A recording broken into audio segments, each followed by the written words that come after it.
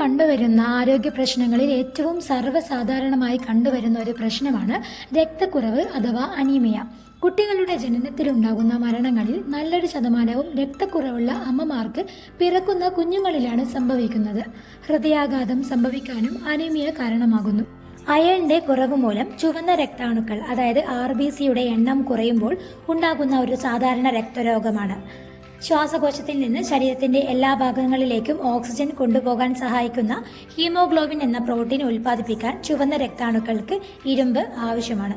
ചുവന്ന രക്താണുക്കളിൽ അടങ്ങിയിരിക്കുന്ന ഹീമോഗ്ലോബിനാണ് ഓക്സിജനെ ശരീരത്തിലേക്കും carbon dye ഓക്സൈഡിനെ പുറത്തോട്ടേക്ക് തള്ളാനും സഹായിക്കുന്നത്. രക്തത്തിൽ ഹീമോഗ്ലോബിന്റെ അളവ് 13.5-ലും താഴെയാവുമ്പോൾ ഈ അവസ്ഥയെ അനീമിയ എന്ന് വിളിക്കുന്നു.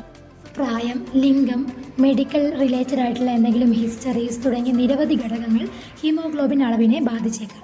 മുതിർന്ന പുരുഷന്മാരിലെ ശരാശരി ഹീമോഗ്ലോബിന്റെ അളവ് സ്ത്രീകളെക്കാളും അല്പം കൂടുതലായിരിക്കും. സ്ത്രീകളിൽ ഇത് 12 മുതൽ 14 ഗ്രാം പെർ ഡെസിലിറ്റർ വരെയും പുരുഷന്മാരിൽ 14 മുതൽ 16 ഗ്രാം പെർ ഡെസിലിറ്റർ വരെയുമാണ് നോർമൽ വാല്യൂ ആയി കാണുന്നത്. അയൺ കുറവ് മൂലമുള്ള വിളർച്ചയുള്ള കുട്ടികൾ എളുപ്പത്തിൽ ക്ഷീണിതരാവുകയും അവരുടെ ചർമ്മത്തിനും ചുണ്ടുകൾക്കും വിളർച്ച അനുഭവപ്പെടുകയും ഹൃദയമിടിപ്പ് വേഗത്തിലാവുകയും ചെയ്യുന്നു. പതിവ് വൈദ്യ പരിശോധനയ്ക്കിടെ രക്തപരിശോധനയിലൂടെയാണ് ഇരുമ്പിന്റെ കുറവ് മൂലമുള്ള വിളർച്ച സാധാരണയായി കണ്ടെത്തുന്നത്.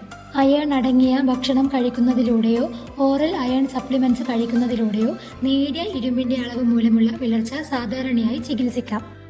എന്നാൽ അമിതമായുള്ള അയൺ ഡെഫിഷ്യൻസി കൊണ്ടുണ്ടാകുന്ന പ്രശ്നങ്ങൾ ബ്ലഡ് ട്രാൻസ്ഫ്യൂഷൻ വഴിയും ചികിത്സിച്ച് ഭേദമാക്കാൻ കഴിയും. ഇനി കുട്ടികളിൽ അയൺ ഡെഫിഷ്യൻസി മൂലമുണ്ടാകുന്ന വിളർച്ച അതായത് അനീമിയയുടെ ഏറ്റവും സാധാരണമായ ലക്ഷണങ്ങൾ എന്തൊക്കെയാണെന്ന് നോക്കാം. ചർമ്മം, ചുണ്ടുകൾ, കൈകൾ എന്നിവയുടെ വിളറിയ നിറം അല്ലെങ്കിൽ കൺപോളകൾക്ക് താഴെ വിളറിയ നിറം, ഊർജ്ജക്കുറവ് അല്ലെങ്കിൽ എളുപ്പത്തിൽ ക്ഷീണം, ഹൃദയമിടിപ്പ് വർദ്ധിക്കുക, വേദനയുള്ളതോ വീർത്തതോ ആയ നാവ്, മണ്ണ് അല്ലെങ്കിൽ ഐസ് പോലുള്ള പ്രത്യേക വസ്തുക്കൾ കഴിക്കാനുള്ള ആഗ്രഹം, ഹെയർ ലോസ്, തിളങ്ങിയ നഖങ്ങൾ, സ്പൂൺ പോലെ നഖം കുഴിയൽ, ചിലതരം ഭക്ഷണങ്ങളോടുള്ള പ്രത്യേകതരം താല്പര്യം, കീലോസിസ് തുടങ്ങിയവയാണ് ഇതിൻ്റെ ലക്ഷണങ്ങൾ. ഇനി ഇത് ഉണ്ടാകാനുള്ള പ്രധാനപ്പെട്ട കാരണങ്ങൾ നോക്കാം. ഇരുമ്പ് കുറവുള്ള ഭക്ഷണക്രമം, ശരീരമാറ്റങ്ങൾ, ശിശുക്കളിലും കൗമാരക്കാരിലും ദ്രുതഗതിയിലുള്ള വളർച്ച പോലുള്ള ശരീരമാറ്റങ്ങൾക്ക് ഇരുമ്പിൻ്റെയും RBCയുടെയും ഉൽപ്പാദനം വർദ്ധിക്കേണ്ടതുണ്ട്. ഇത് അനീമിയയ്ക്ക് വഴിവെച്ചേക്കാം. ഡൈജസ്റ്റീവ് സിസ്റ്റത്തിലെ ചില പ്രശ്നങ്ങൾ. ചില ദഹനനാള ശസ്ത്രക്രിയകൾക്ക് ശേഷം ഇരുമ്പ് ആഗിരണം ചെയ്യുന്നതിൽ ബുദ്ധിമുട്ട് സാധാരണമാണ്.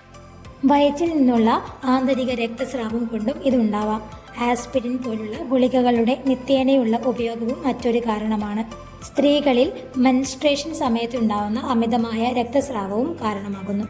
ചിലവർക്ക് മസിൽ പെയിന്, അതുപോലെ തന്നെ ശ്വാസമെടുക്കാനുള്ള ബുദ്ധിമുട്ട് എന്നിവ ഉണ്ടാവാം. ഇനി അയൺ ഡെഫിഷ്യൻസി എങ്ങനെ ചികിത്സിക്കാം? അയൺ അടങ്ങിയ ഭക്ഷണങ്ങൾ കഴിക്കുക. Iron supplements. രക്തത്തിലെ അയണിന്റെ അളവ് വർദ്ധിപ്പിക്കുന്നതിന് മാസങ്ങളോളം ഓറൽ അയൺ സപ്ലിമെന്റ്സ് കഴിക്കാം. ആഗിരണം വർദ്ധിപ്പിക്കുന്നതിന് എംപ്റ്റി സ്റ്റൊമക്കിലായിരിക്കും കഴിക്കുന്നത് നല്ലത്.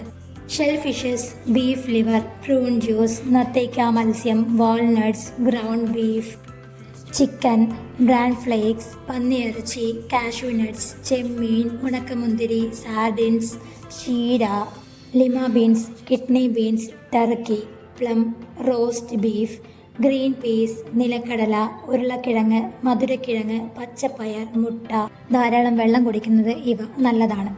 RBCയുടെ വലിപ്പക്കൂടുതലിൽ കണ്ടുവരുന്ന രക്തക്കുറവുകളെ മാക്രോസൈറ്റിക് അനീമിയ എന്ന് വിശേഷിപ്പിക്കുന്നു. ശരീരത്തിന് അത്യാവശ്യമായ വിറ്റമിനുകളായ വിറ്റമിൻ B12, ഫോളിക് ആസിഡ് തുടങ്ങിയവയുടെ കുറവ് മൂലം ഇത്തരം ഒരവസ്ഥ വരുന്നു. അമിത മദ്യപാനവും പ്രധാന ഘടകമാണ്. Iron deficiency anaemia oral supplementation വഴി ഒരു രാത്രി കൊണ്ട് പരിഹരിക്കാൻ കഴിയില്ല. പക്ഷേ സാധാരണമായി ഓറൽ സപ്ലിമെന്റേഷൻ ആരംഭിച്ച് 1 വീക്ക് കഴിഞ്ഞാൽ ആ കുട്ടിക്ക് ഒരു ആശ്വാസം ലഭിക്കാൻ തുടങ്ങും.